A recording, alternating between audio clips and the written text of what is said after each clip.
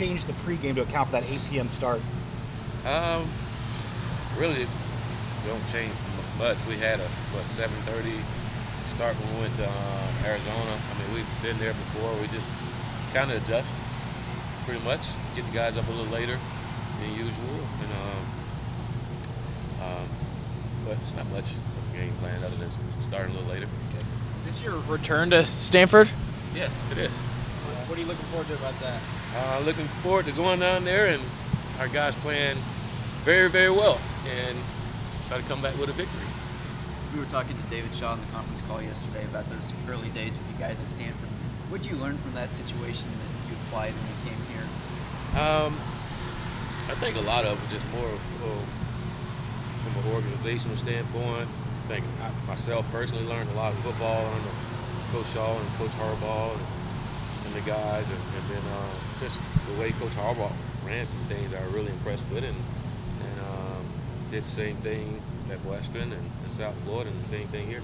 What were those meetings like when you guys were all together as a staff? A lot of ideas going back and forth? Oh yeah, there was a lot of suggestions out there, unlimited suggestions, and but it worked well. I thought it was good. You got some good ideas from a lot of guys, and it was great that we had guys there that could say, okay, that's enough. We need to do this and get going. But it was a great learning experience for myself. Like I say, been around Coach Shaw and Coach Harbaugh and those guys that coached in the NFL before. And I learned a lot of football in there with them. Did Jim kind of foster that environment where you guys could find your voices and be heard? He did. He did. And I thought that was something good that Jim did. So often you get guys, whether you're coordinators or not, they just have all the answer and everybody else to sit back and just do it. Sometimes guys have some good ideas, and I think it should be that way as a team. Guys been able freely to speak their minds and their ideals, and then if it works, go with it. If it don't, maybe try it some other time. Where's the quarterback situation at right now with you guys? Quarterback situation, we have Braxton Burmeister, we have Taylor Alley, and both those guys had a good practice yesterday, and looking forward to them to have even a better practice today. So is Taylor cleared to play for Saturday then? Yes. He is cleared. Okay. Yes. Coach, what other guys are you getting back, like Nick Pickett, maybe Nick's some back. receivers? Nick's back, Charles back, and Dylan's back. Yes. Crosby's been dominant on that left side. What's it like having a guy like him in such a key position? I mean, he's big. He's on the blind side and a veteran guy who's played a lot of football, and to have him back, it's been huge for our football team, and huge for him. With him missing so many games last year, and to be able to bounce back, and I don't think Crosby's given up a sack yet this year, and we want that to continue to go. When we talk about guys back, we didn't see Royce out there yesterday. What's his availability right now? Royce practicing today. Yes. How'd you kind of evaluate how this team has done both offensively and defensively 6 games through the season? I thought we made some improvement. We played hard. We've done some good things. We've done some bad things. I think a lot of that comes with new system, offense, defensively. A lot of that comes with new personnel, a lot of young guys playing. But considering all that, I thought our guys have done a good job for the most part, of just trying to help build the culture and build a winning football team. Where we're at now, we're just getting considering the injuries and all. I thought our guys have done a good job so far. Minus the injuries, is this kind of where you thought this team would be 6 games through, or did you kind of have an idea about where this would be? You never know. I felt like we can have a pretty good football team. I couldn't sit and say whether it be 4-2 right now, or 6-0, or 0-6 right now. But I thought we had a good football team, and we can win. I felt like every game on our schedule is a winnable game, but we had to play our best. We can't go out and not play our best. We're not that football team yet to where we can go and make some mistakes and be able to recover, But we got to play our A game. If we're healthy and we play our A game, I like our chances against anyone. Coach Brady Breeze up there leading, or tied for leading the Pac-12 special teams tackles. How big of it is it to see a young guy like that making an impact on special teams? It's great, for a guy like Brady, an Oregon guy, you know, that loves the Ducks. To see him come in and play the way he's playing is big. Like you said, a young guy that's making a lot of plays on special teams, and usually that's where it starts with young guys is on special teams, and then they move to a position group and start making plays. And Brady is starting to get some plays in there at safety, and I think a lot of that has to do with what he did at training camp and what he's doing on special teams.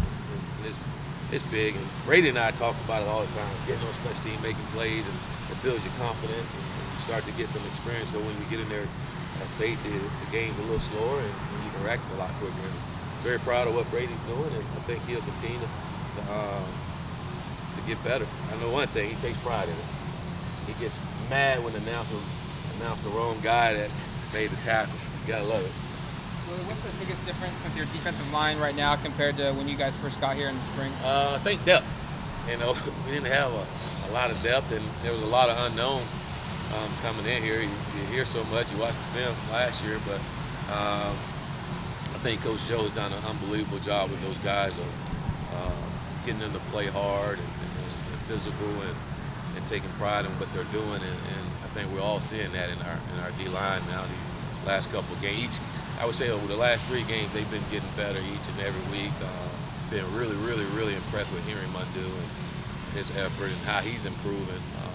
You see a guy who's a senior and he's playing that way like it's his last time. He's enjoying his teammates and he's doing everything he can to help our football team win ball games. Last year, Troy Dye was really the only guy who had much success getting to the quarterback. But this year, you got Jonah, Henry, Jalen. What's it do to your defense when you have like 5 guys who can pretty much on any play get to the quarterback, put some pressure on him?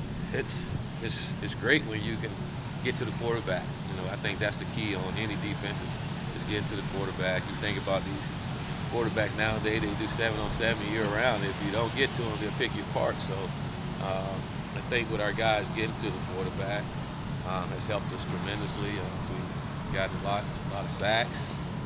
We got some turnovers, and it's great, like you say, with more than one guy can make plays for you. And it says a lot about Coach Levitt and the defensive staff on some of the schemes, and again, those guys motivate our players to play hard. You know, and I think that's what you're seeing out of those guys. They're playing really hard and they're playing for each other. And when you play hard, with great effort and for each other, you tend to make plays. Back to what Austin was mentioning earlier, yesterday David Shaw said that you guys, your personalities seem to click. And once you guys sat down and talked to each other kind of in the spring and summer, he found out you guys had some common ground. What was it about you? On what level did you guys click? I